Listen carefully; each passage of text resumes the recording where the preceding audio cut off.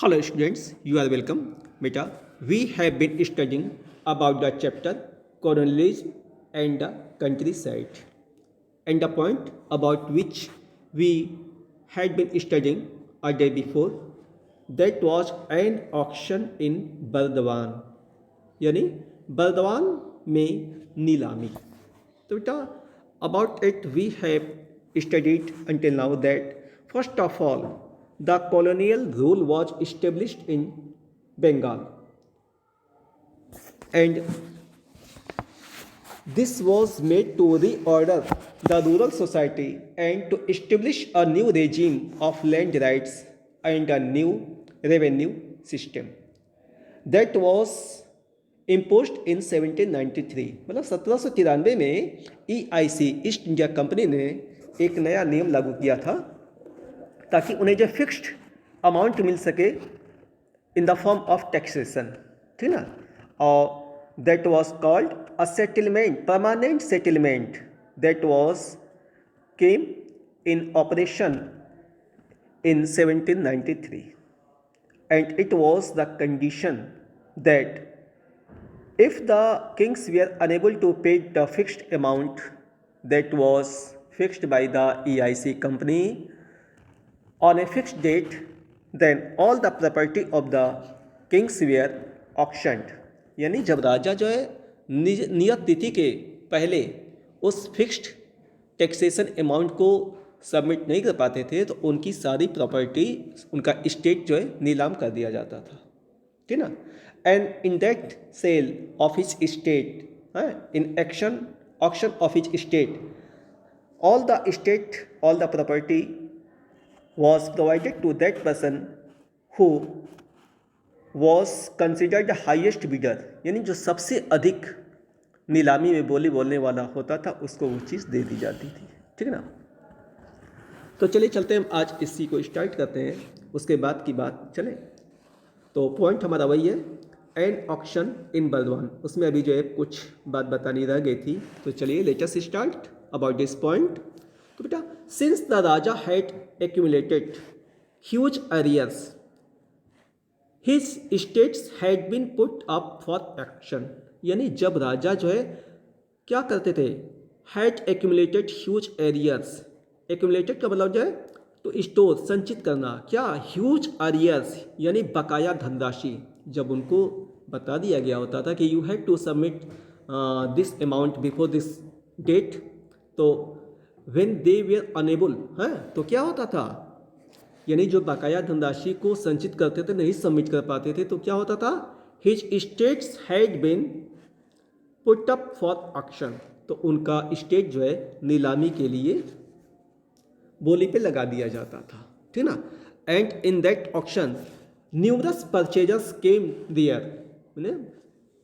several persons came there for purchasing that estate of the Raja, and that all the property, all the estate property was provided to that person who was considered the highest bidder.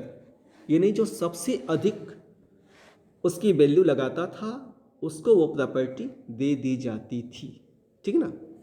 And this thing was awkward in the presence of the collector. और ये सब काम जो है collector की उपस्थिति में होता था.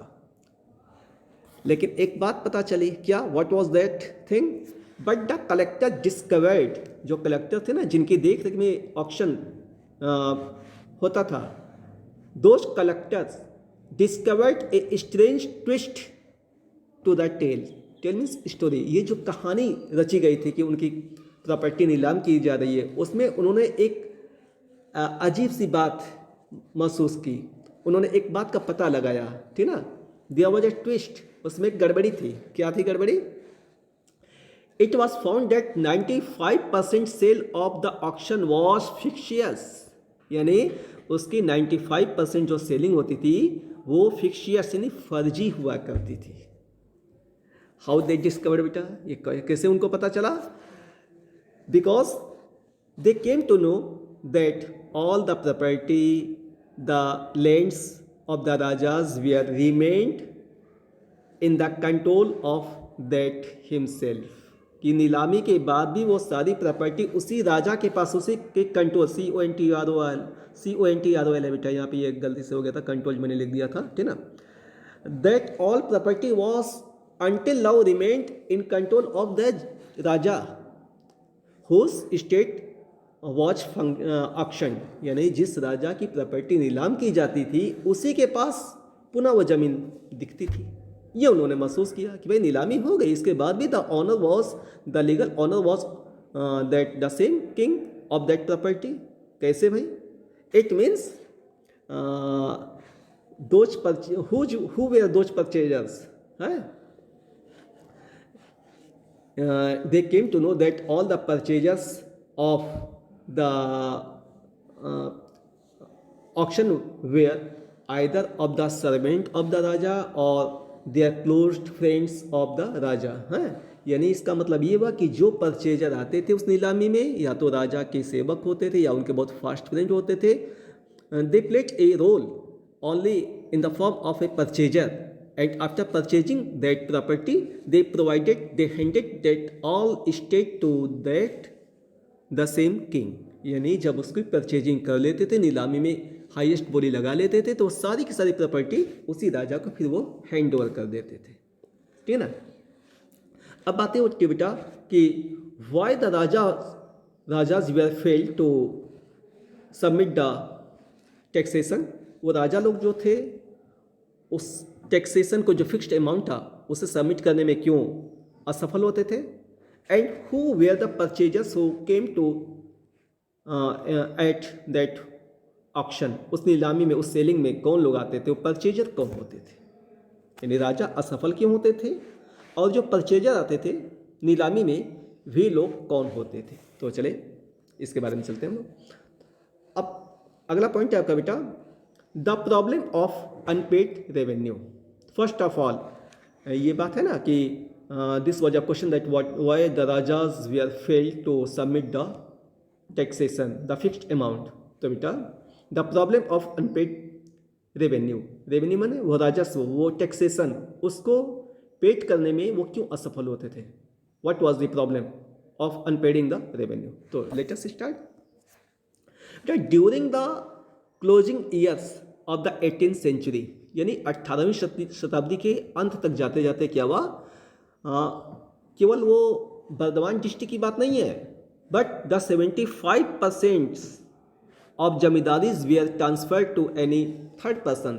It means the 75% zamindars estates were sold to anyone in an auction। The first auction was happened in कब हुआ था 1797। पहली नीलामी तो 1797 में हुई थी, बर्धमान जिले की। लेकिन ऐसी बात नहीं कि बर्धमान जिले की बात थी, नहीं। During the closing years of 18th century, 18वीं शताब्दी के लास्ट तक जाते जाते क्या हुआ था, 75% of zamindaris were transfer to any third person in the auction, through the process of the auction. क्यों ऐसा क्यों हुआ था बेटा?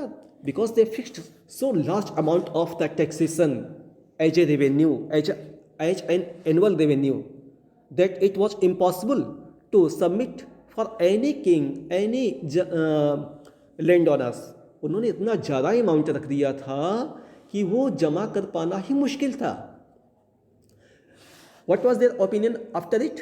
बेटा slowly and gradually they wanted to overcome over the Indians appropriately। पूरी तरीके से वो एकदम काबू करना चाहते थे, इसलिए उन्होंने जानबूझ के इतना अमाउंट जमा किया, लगाया था कि वो लोग फेल कर जाएं और उनकी प्रॉपर्टी जो है हस्तांतरित की जाती रहे, ट्रांसफर की जाती रहे, है through the process of auction, नीलामी के द्वारा। भाई आप फेलियर कर गए तो आपकी प्रॉपर्टी दूसरे को ट्रांसफ़र कर दी जाएगी, ठीक ना। तो चले चलते हैं। अच्छा, अब बात होती है कि वो क्यों, why the kings were failure to submit the taxation revenue. तो चलिए अब इसमें, बिकॉज फ्रॉम 770 सेंचुरी, ठीक ना, during the 1770 century in Bengal there were found a dreadful crisis, because of the crisis of famines और शॉर्टेज ऑफ फूड प्रोडक्शन। वहाँ पे बेटा 1770 के दशक में जो है क्या हुआ, सेंचुरी में क्या हुआ कि बंगाल में बहुत बड़ी त्रासदी पाई गई। उसका कारण क्या था? या तो फेमाइंस थी, सूखा था, या शॉर्टेज ऑफ फूड प्रोडक्शन। भाई अकाल पड़ेगा तो जो है फूड शॉर्टेज होगी। तो it was the result that the agriculture production was declined. जो कृषि उत्पादन था वो कम हो गया है। And this thing created the problem everyone. और इससे जो हर किसी को जो है प्रॉब्लम क्रिएट हुई, हर कोई परेशान हो गया। तो वो पीजेंट्स कैसे देते अपने जमींदार को, लैंड ओनर को, अपने राजा को? भाई राजा भी देख रहा है कि हाँ यहाँ पे सूखा पड़ गया है और इनकी खेती जो है बेकार रह गई। तो how they demanded so large amount of taxation from those peasants, that was the main reason, ठीक ना। While on the other hand Britishers fixed a permanent settlement as a fixed amount as a taxation है। Why did they do so? उन्होंने ऐसा क्यों किया था बेटा? Because they wanted to achieve a regular income. वो चाहते थे कि हमारी जो है इनकम है वो बराबर ऐसे ही रहे, उसमें कोई कमी ना आने पाए। That is why they fixed the a fixed amount, they imposed a fixed amount as a taxation, as a revenue। इसीलिए उन्होंने जो है एक निश्चित राशि रेवेन्यू के नाम पे लागू कर दी थी, ठीक है। In case of sufficient production, ऐसा उन्होंने क्यों किया था? इसके पीछे उनकी क्या सोच थी? अंग्रेजों ने ऐसा क्यों किया था? उन्होंने फिक्स्ड अमाउंट जो है लागू किया था ये सोच करके कि in case of sufficient production, यदि मान लीजिए कि किसी साल जो उनका उत्पादन बहुत ज़्यादा होता है तो they will take only the fixed amount of taxation, not more than of it। तो वो तो किसानों से जो फिक्स्ड अमाउंट है टैक्सेशन उतना ही लेंगे, उससे अधिक तो लेंगे नहीं, ठीक ना। और इससे क्या होगा? यदि किसान ज़्यादा पैदा करता है तो वो फिक्स्ड टैक्सेशन देने के बाद जो बाकी जो बचेगा that will be his own, ये सारा का सारा उसका होगा। और in that case he would be able to invest the money in his farming. वो किसान जो है अपने उस बचे हुए धन को अपने किसानी में, खेती में इन्वेस्ट करने में सक्षम हो पाएगा। समझा? इसका क्या होगा परिणाम? इसका होगा बेटा there would be emerged a new group of middle class farmers. अब जो है नए लोग आएंगे, मतलब उससे जो लोग बनेंगे, नए लोग क्या आएंगे? वही लोग, उनकी स्थिति सुधरेगी, सुदृढ़ होगी। तो वो लोग किस तरह से होंगे? अब वो लोग now they may be able to spend a life of middle class. वो मध्यम वर्गीय जीवन तो जी सकेंगे ना। क्यों? क्योंकि उनकी एग्रीकल्चर जो होगी वो बेनिफिशियल एग्रीकल्चर होगी। क्यों? Because they produced so large amount of grains while they had to pay only a fixed amount as a taxation and the remaining part was their own। क्योंकि उनको तो एक निश्चित राशि देनी थी, बाकी जो बचा उनका हो गया। तो इस तरीके से वो उनकी स्थिति सुदृढ़ होगी और बाद में चल करके they would be loyal to Britishers. वो ब्रिटिशर्स के प्रति जो है वो वफादार बनेंगे। ये सोचेंगे अरे भाई ये हमारे अंग्रेज जो अधिकारी कितने अच्छे हैं कि मेरा प्रोडक्शन बहुत ज़्यादा हुआ, इसके बाद भी उन्होंने उतना ही लिया जैसा उन्होंने कहा था, ठीक ना। वो इनके मन में बात आ जाएगी कि दे took only the fixed amount as they told to us, they did not take any more of that। उन्होंने उतना ही लिया जितना उन्होंने कहा था, उससे अधिक तनिक भी नहीं लिया, जबकि मेरा प्रोडक्शन इतना हुआ था। It means they are so sympathetic with us. ये बात उनके अंदर आएगी और वो जो है लॉयल बन जाएंगे ब्रिटिशर्स के। चलिए चलते मिटा इसके बाद। एक तो ये कारण था कि सूखा पड़ गया था, वो नहीं दे पाए थे। और उन्होंने ऐसा क्यों किया था ब्रिटिशर्स ने? उसके पीछे उनकी सोच ये थी कि फिक्स्ड अमाउंट लगाएंगे, ज़्यादा प्रोडक्शन होगा। वो सोचेंगे ना किसान कि भाई हमें इतना ही देना, तो हम इतनी इसमें मेहनत करें कि हमारा प्रोडक्शन ज़्यादा से ज़्यादा हो सके। और यदि ज़्यादा होता है तो हमें तो फिक्स्ड अमाउंट देना है, बाकी बचा हमारा होगा। तो वो लॉयल बन जाएंगे, ठीक ना। इसके बाद चलते बेटा। अब देयर वाज अ क्वेश्चन, हाँ, there was a question to the Britishers that to whom this responsibility should be provided. हाँ, किसको ये जो है जिम्मेदारी दी जाए?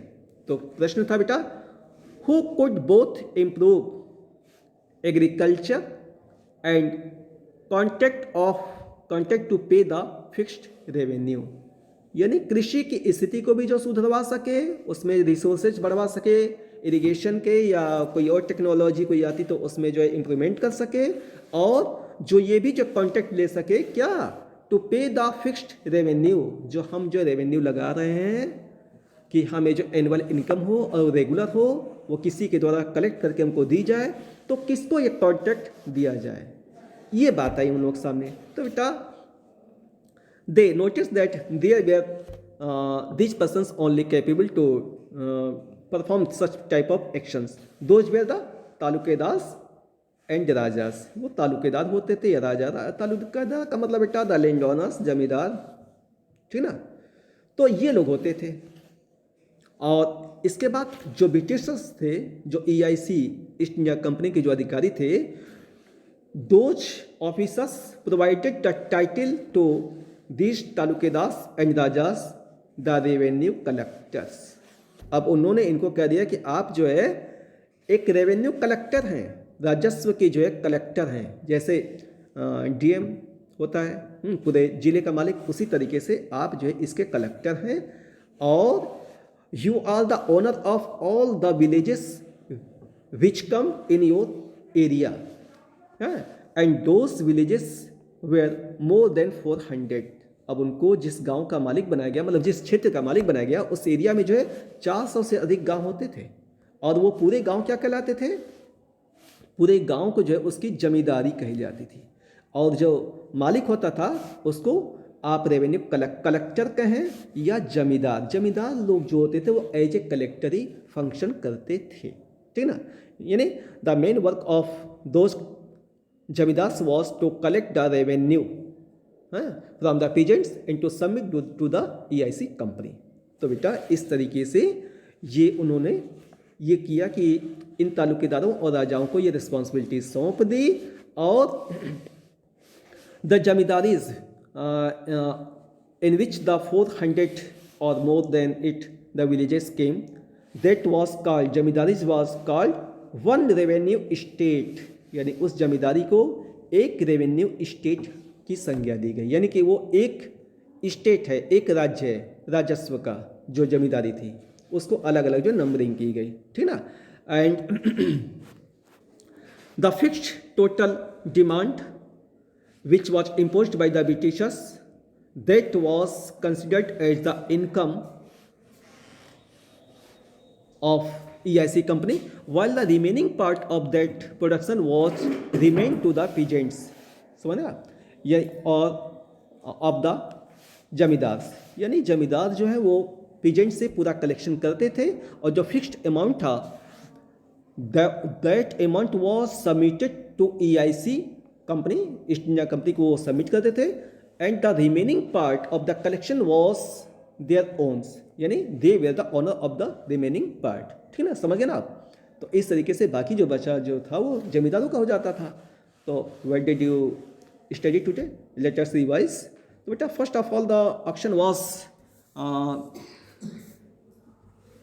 Function in 1797 in Bardhaman, and not only the Bardhaman but near about 75% of the states were auctioned to any other persons, and who purchases it, most of them were the either the servants or the first friends of the kings or the talukadas who purchased those estates in that auction, and later on they provided to that estate to the same king. It was noticed by the collectors. And what was the problem of unpaying the revenue? Due to the cause of the famines, the food production shortage, there was a crisis. That was the reason that the kings were unable to submit the revenue. It's okay. And later on, they made the talukedas and the rajas as the revenue collectors, and those revenue collectors was provided the responsibility of collecting the revenue from the peasants and to submit the EIC company. And the remaining part was remained to the talukedas or rajas. That was their own property. Understand? यानी जो fixed amount था उन्हें जमा करना था, बाकी के मालिक वो खुद हो जाते थे. इस तरीके से ये काम चल रहा था. ठीक है, तो आज के लिए बस इतना है. इसके आगे नेक्स्ट. ठीक है, दैट्स ऑल. Thank you.